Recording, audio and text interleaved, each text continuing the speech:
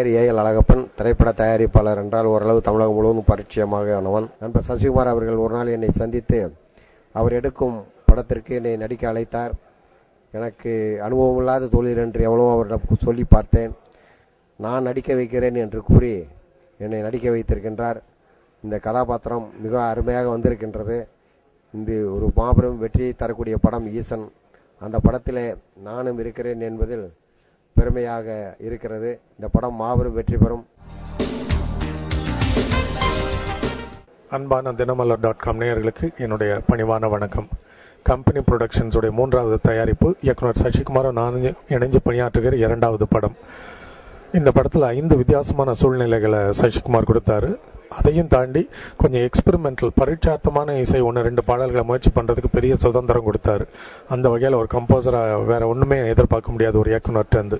இது எல்லாத்தையும் உங்களுக்கு நாங்கள் வழங்குறதுல சந்தோஷப்படுறோம். எப்படி முதல் படத்து பாடல்களை நீங்க வரவேற்று ஆதரவு கொடுத்தீங்களோ அதே மாதிரி இந்த படத்தினுடைய பாடல்களும் உங்களுக்கு பிடித்திருந்தா உங்களோட விமர்சனங்களை எங்களுக்கு தெரியப்படுத்துங்க. ஆன்லைன்ல இதை படிக்கிறதுக்கு நாங்கெல்லாம் ஆவலா காத்துட்டு இருக்கோம். பதிலளிக்கவும் ரெடியா இருக்கிறோம். So we dedicate these songs to your dear viewers.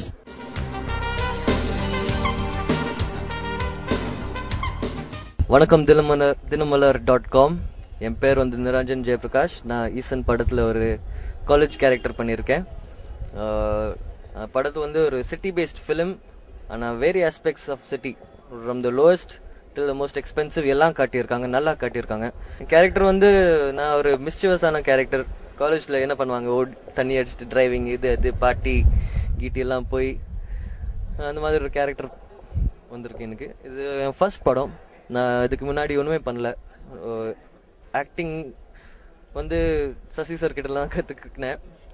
ஒரு ரொம்ப நல்ல எக்ஸ்பீரியன்ஸ். சசி சார் கூட ஒர்க் பண்ணிட்டு அவருடைய டீம் ஒரு சான்ஸே இல்லை, செம டீம். தேங்க்யூ. அனைவருக்கும் வணக்கம். My name is Aparna. I'm acting in this movie called Eason, which is directed by Mr. Sashi Kumar. I'm very excited about this movie because this is my first movie. And apart from that, in fact, more than that, I'm more excited because I'm working with Mr. Sashi Kumar, and which is an opportunity in itself. And to be working with such brilliant and talented people in the industry, Sashi Kumar sir, Samudrakani sir, Kadir sir, and it is like a dream come true. And my role is of a young, trendy girl, a college student. And it's of a girl like how I am in real life, how youngsters are. So yes, I'm very excited for this movie.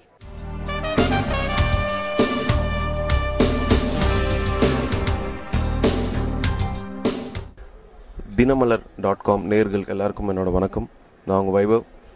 இந்த படத்தை பத்தி சொல்லணும்னா அதுல ஒரு ஜாலியா ஒரு college going character மாதிரி ஒரு கேரக்டர். கூட நடிச்ச அபிநய, அபர்ணா, சமுத்திரக்கனினா, ஏஎல் அழகப்பன் சார் எல்லாருக்கும் அண்ட் முக்கியமா இந்த கம்பெனி ப்ரொடக்ஷன்ஸோட மெயின் பர்சன் இருக்காரு, அவருக்கு சொல்லி ஆகணும், அசோக் சார். எல்லாருக்கும் தேங்க்யூ வெரி மச்.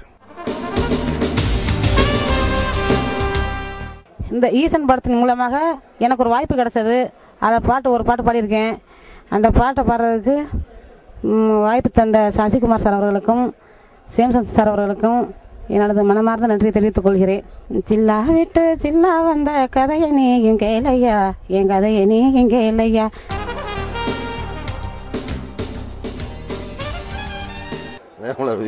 என்னோட வணக்கம். நாடோடியில் சின்னமணின்னு ஒரு கேரக்டர் பண்ணியிருந்தேன். அது ரொம்ப ரீச் ஆயிருந்துச்சு எல்லாருக்கும். எல்லாம் ரொம்ப ரசித்து பார்த்தீங்க. அதே மாதிரி இந்த படத்துலையும் ஒரு கேரக்டர் பண்ணியிருக்கேன்.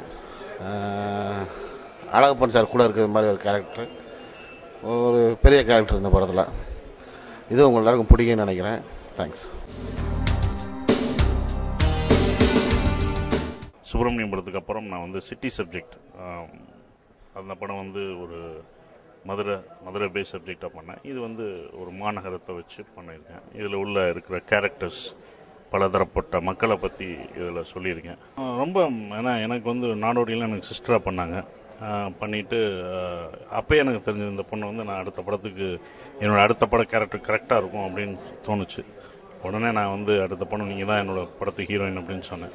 ரொம்ப அற்புதமாக பண்ணாங்க. ஏன்னா ஒரு சொல்கிற விஷயங்களை கரெக்டாக ஷார்ப்பாக புரிஞ்சுக்குவாங்க. நம்ம சில விஷயங்கள் வேகமாக சொல்லும்போது இல்லை ஸ்லோவாக சொல்லுங்க அப்படின்னா, ஸ்லோவாக சொன்னால் கரெக்டாக புரிஞ்சு நிறைய டேக்ஸ்லாம் போகாது. கரெக்டாக பண்ணணும்ன்ற அந்த ஆர்வம் அவங்களுக்கு நிறைய இருக்கு. அவங்களுக்கு நிறைய டிஸ்டர்பன்ஸ் கிடையாது, டிஸ்ட்ராக்ஷன் கிடையாது. அதுவே அவங்களுக்கு ஒரு பெரிய பலமா இருக்கு. ஸோ அப்படிதான் நான் வந்து அபிநயம் பார்க்குறேன். டோட்டலாகவே வேற மாதிரி ஒரு மனிதனா இருக்கணும். இது வரைக்கும் சினிமாவில் எத்தனையோ போலீஸ் பார்த்துருக்கோம். பட் இதில் வந்து டோட்டலாக பாடி லாங்குவேஜ்லேருந்து பேசுகிற ஸ்டைலு நடக்கிறதுலேருந்து எல்லாமே வேற மாதிரி இருக்கணும், ஆனால் ரொம்ப ரியலாக இருக்கணும் அப்படின்னு சொல்லி உட்காந்து பேசணும். ஒரு 2-3 விஷயங்கள், ஒரு 2-3 போலீஸ் ஆஃபீஸரை பிரதர் கூட்டு போய் காட்டினாரு, அறிமுகப்படுத்தினாரு, பேசணும். ஏன்னா என் ஃப்ரெண்ட்ஸே வந்து போலீஸ் ஆஃபீஸர்ஸாக இருக்காங்க. ஏன்னா காவல்துறை அப்படின்னாலே சட்டத்தை கையில் எடுத்துக்கிறது, அடிக்கிறது, இப்படிதான் நிறைய சினிமாவில் காட்டி வச்சிருக்காங்க. பட் ஆனால் இது அப்படி இருக்காது. ரொம்ப நேர்மையா, ரொம்ப ரியலிஸ்டிக்கா, ஒரு உண்மையான சட்டத்தை நேசிக்கக்கூடிய, இந்த தேசத்தை நேசிக்கக்கூடிய ஒரு காவல்துறை அதிகாரி எப்படி இருப்பாரோ அப்படிதான் இருக்கும் இந்த படத்துல. ரொம்ப தேசத்தையும் மக்களையும் நேசிச்சோம்னாலே பிரச்சனை வரும்ல, அந்த மாதிரி வரக்கூடிய பிரச்சனைகள், அதை எப்படி இவருடைய பவர்ஸ், அதாவது இவருக்கு எவ்வளவு பவர் இருக்கோ அதை மீறாமல் அதை வச்சு இவர் எப்படி எதிர்கொள்றார் அப்படின்றதான்.